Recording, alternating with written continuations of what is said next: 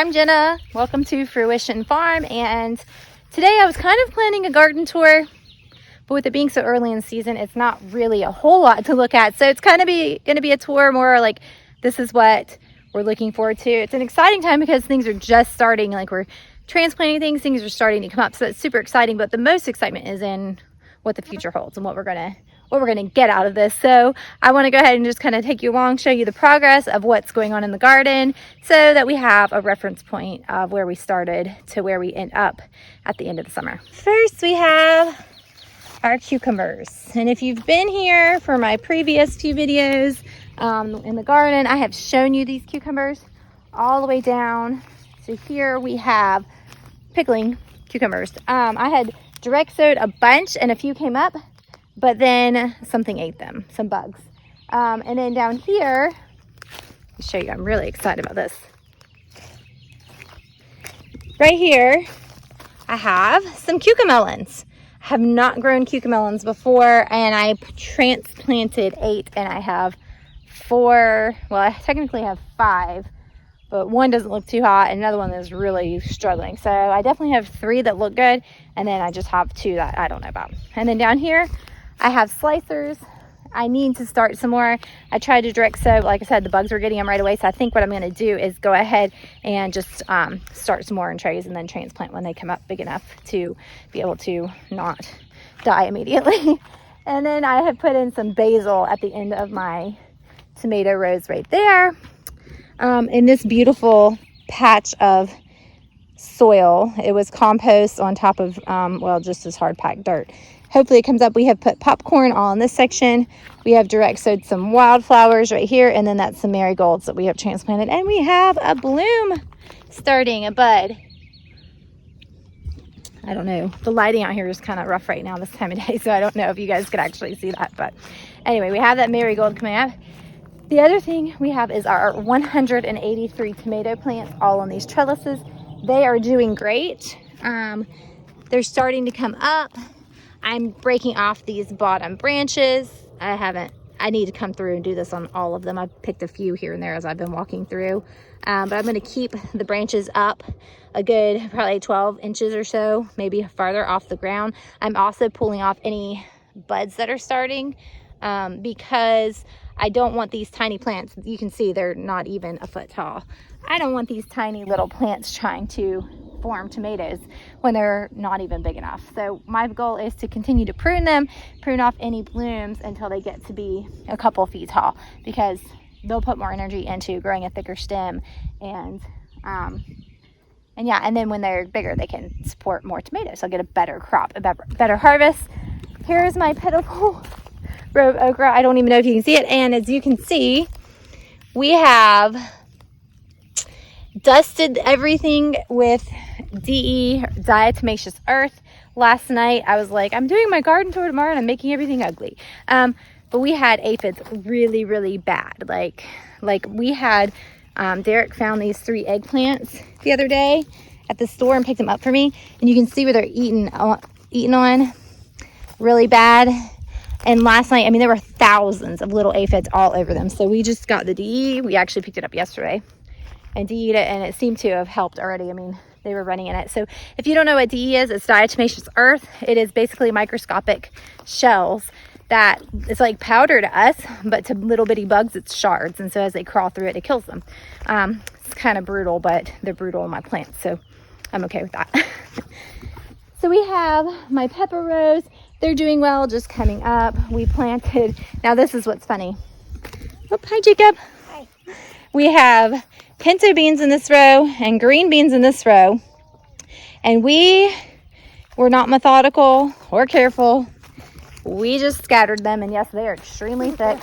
But we're gonna go with it. We're gonna see how they do.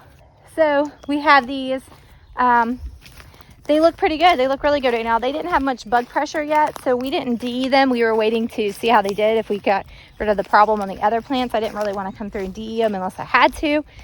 We have a little lima bean patch here, and I think there's 10 of them. So we put in quite a few, but this is our first year growing lima beans. I did not soak them or anything. I just planted them in the ground. We have some lettuce left, but it's pretty bitter, but it's really pretty. So I didn't want to pull it out, and our rabbits will probably eat it. I just kind of left it because I was like, well, there's no need to take it out until we need that space. So we don't need that space yet. This row is going to be my summer squash row. We have, I think it's 2 crooknecks and 1 white scallop squash. And again, they're covered in DE. And then there's 1 thing of greens that was left that we didn't take out yet. We were like, again, we'll just leave it for now, see what it does. I have 2 rows of onions. My onions are really kind of pitiful. I started them from seed, transplanted them, hoping they would do well. We did give them a haircut, but they're just struggling. I don't know. I mean, we're in the beginning of June, and they should be full, ready to harvest in about a month, and I'm not seeing it. So I'm going to be a little bit honest here. Not a little bit. I'm going to be a lot honest here with you all. I'm struggling with disappointment in my garden right now. Really, I know it's going to produce a lot, but there's just been a lot of stuff that hasn't come up. There's been a lot of bug pressure already. I started a ton of like winter squash and pumpkins and summer squash and melons, watermelons, and just cantaloupe. I mean, a ton, and had like 5 to 10% germination. And I was so disappointed about that. I was just like, really, what's going on? I've restarted a bunch and they're starting to germinate. It seems like I'm having a better germination rate. So I'm just like, what's up with that? And then these, oops, those are plants over there. These 3 beautiful rows are potatoes. We planted about 150 feet of potatoes. They're close to 50-foot rows. We did 3 of those. It's actually a video on the Foot Barnyard of us doing that. I planted all of these potatoes, and they have very, very sparsely come up. So that's a little disappointing. I also have up-potted some herbs. I have a few straggler tomatoes over here. That's kind of my little messy spot in the garden. I did transplant. This was all of my winter squash and pumpkins that came up. There's a couple that died. They were a little leggy. I don't know. I put them in, but a couple of them died out. They were not looking too good. So I did get like 1 row. It is a complete row, less a couple that died. And then I have 9 melons and watermelon and cantaloupe right here, and a couple are struggling. We do them in this, and it's compost underneath, and then I put mulch around them. Several of them look really good. I'm really excited about this one. It is a strawberry watermelon, and these seeds were a gift from a friend. So that's like been the one I've been looking forward to for a very long time. But I did start more seeds because, like I said, we have all this space, planning to fill it up, and all this whole garden space with like pumpkins and winter squash, and we have yet to be able to fill it up because we didn't get good germination, but that's okay. And then we have on the way, we have 100 sweet potato slips. So they should be shipping. They were supposed to ship yesterday. I'm not sure if they did or not. And we're going to do, that should do 2 50-foot-ish rows, maybe a little bit more. We're going to do that. We do, however, have straggler potatoes from last year that we just missed when we were digging potatoes, or we just didn't dig. So that's awesome. I'll show you over here. You can see we had strawberries in. There's our strawberry bed. It's starting to fill in. It was a little bit sad. There's a cute little strawberry sitting there. It's you. And then we had strawberries all the way down. We had that the landscape fabric down with holes in it. We had strawberries all the way down on this end. We went last year. We have a video on that too. We had pulled over 3,000 strawberries from Derek's uncle. And then we ended up putting in 2,053. Well, the goats and the cows got in here and ate it. And made a ton of them out last year. It was so sad. We just had electric wire and they got through. We have a fence up now. So that's what we have left. What's in that bed is it out of over 2,000 plants. So that was a little disappointing too. But that's the way it goes. Sometimes you have a lot of disappointments, but what you do get out of it is still, the payoff is still worth it. And then we have our little flower garden. These nasturtiums needed to be transplanted a lot sooner, and so did my calendula. Up through there are all kinds of dahlias and cosmos and zinnias that Emma has planted.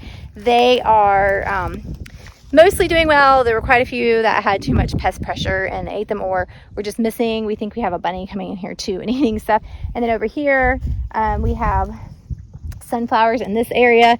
We did put compost in the holes because this dirt is really just nothing. It's just dead dirt. So we put compost in the holes, mulched her sunflowers. She has a big mammoth one. She had 9, but that one's gone. Something just grabbed it out. So she has 9 of those, and then, or 8 left, and then smaller sunflowers all throughout there. And she's direct sowed some. So we're really excited for our little sunflower patch. I think that's going to be beautiful. Our garlic bed that we put in last year in November.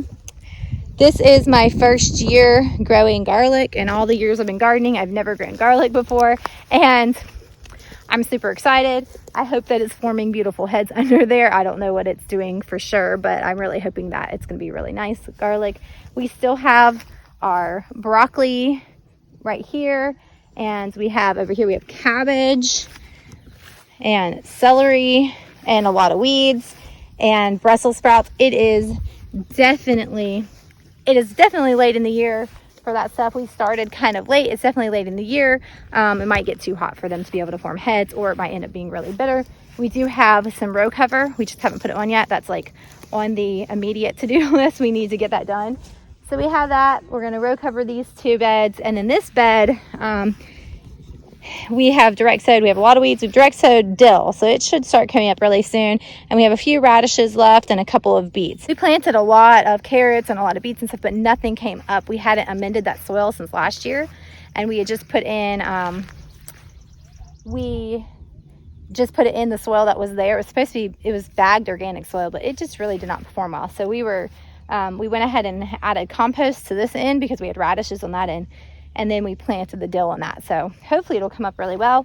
Something else that's super exciting is our neighbor has a peach tree, and they pulled up out of the ground under their tree these 7 little sprouted peach seeds that were coming up as little peach trees. So we have transplanted them. We put them in compost with the wood chips on top to try to mulch them and keep them really moist.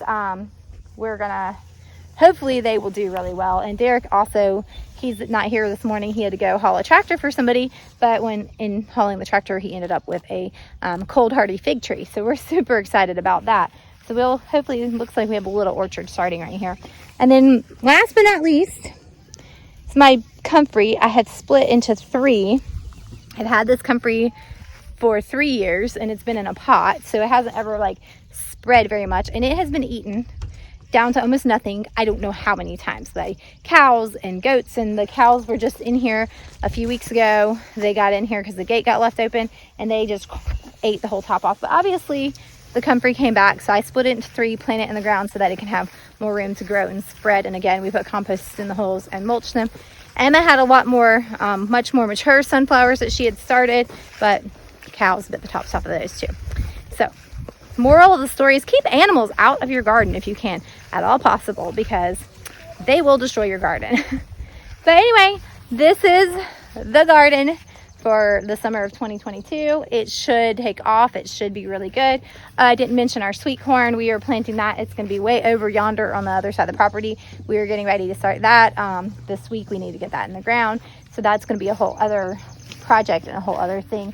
But it should produce a lot of food for our family. Our goal is, of course, to preserve as much as we can, eat fresh, and then preserve as much, and try to eat off of mostly what we've grown throughout the winter next winter. But anyway, hope you enjoyed my garden today. I appreciate you guys. Thanks for hanging out with me. If you're not already subscribed, please go ahead and subscribe and hit the notification bell so you can be notified every time we upload a video. Give us a thumbs up. YouTube will know that you're enjoying what you're watching, and we'll catch you guys next time.